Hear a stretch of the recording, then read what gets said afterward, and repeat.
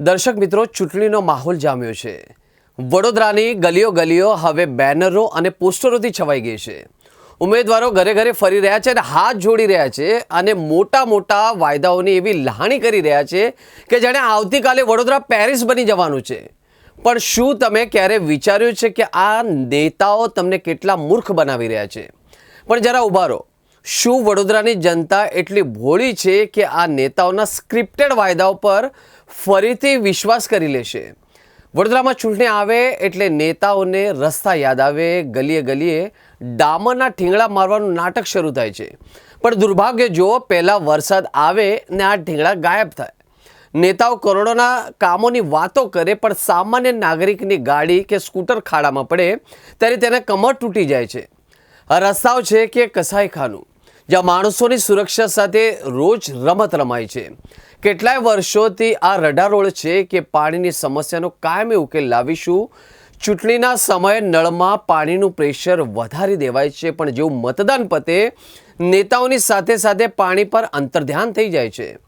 લોકો ટેન્કરોના હવાલે જીવે છે અને નેતાઓ મિનરલ વોટર પીવીને પ્રજાને સ્વચ્છતાના પાઠ ભણાવે છે.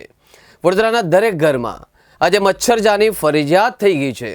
મ્યુનિસિપલ કોર્પોરેશન ફોગિંગના નામે કરોડો રૂપિયાનો ધુમાડો કરે છે, પણ કદાચ આ ફોગિંગથી મચ્છરોને મજા આવે છે. ડેન્ગ્યુ અને ચિકનગુનિયાના કેસો પણ વધ્યા છે.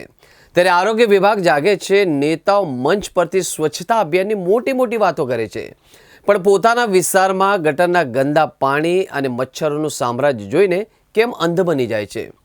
નેતાઓ તમને એવું ફીલ કરાવે છે કે તેઓ તમારા સેવક છે. હકીકતમાં તેઓ તમારા મતરૂપી પૂંજી પર મલાઈ ખાવા આવ્યા છે. દર્શક મિત્રો, 5 વર્ષ સુધી જે નેતાનો ચહેરો દેખાયો નથી, જેણે તમારા વિસ્તારની મુલાકાત પણ લીધી નથી, તે આજે તમારા ઘરના ઉંમરે આવીને ખોટા વચનોની પોટલી ખોલી રહ્યા છે. આ તમારી બુદ્ધિનું અપમાન છે. વડોદરાવાસીઓ જાગો. આ વખતે જ્યારે નેતા વોટ માંગવા આવે ત્યારે તેમને પૂછજો કે મારા વિસ્તારનો રસ્તો ક્યારે બનશે, મચ્છરના ત્રાસથી મુક્તિ ક્યારે મળશે. અને દર્શક મિત્રો, ખાસ કરીને પાણીના ટેન્કરની ગુલામીમાંથી મુક્તિ ક્યારે મળશે? જે નેતા કામ નથી કરી શકતો તેને સત્તાની ખુરશી પર બેસાડવાનો કોઈ અધિકાર નથી. મત આપો, પણ મજબૂરીમાં નહીં, મક્કમતાથી. આ વખતે લોકશાહીના નામે રમાતા આ ડ્રામાને પૂરો કરવાનો સમય આવી ગયો છે. જે નેતા કામ નથી કરી શકતો તેને સત્તાની ખુરશી પર બેસાડવાનો કોઈ અધિકાર નથી. આપણે લોકશાહીમાં સેવક ચૂંટવાનો છે, રાજા નહીં. જે નેતાઓને તમારા રસ્તા કે ખાડા, તમારા ઘરના મચ્છરોની ચિંતા નથી, તેમને તમારા અમૂલ્ય મતની પણ કોઈ કિંમત નથી. આ વખતે પાર્ટી જોઈને નહીં, પણ પરફોર્મન્સ જોઈને મતદાન કરજો. યાદ રાખજો, જો તમે ખોટા માણસને સત્તા સોંપશો તો આવનારા 5 વર્ષ સુધી માત્ર રડવાનું જ બાકી રહેશે. જે કામ કરી શકતો નથી તેને ખુરશી પર બેસાડવાના બદલે ઘર ભેગો કરવો જ જોઈએ. વડોદરાના ભલા માટે શ્રેષ્ઠ રસ્તો છે.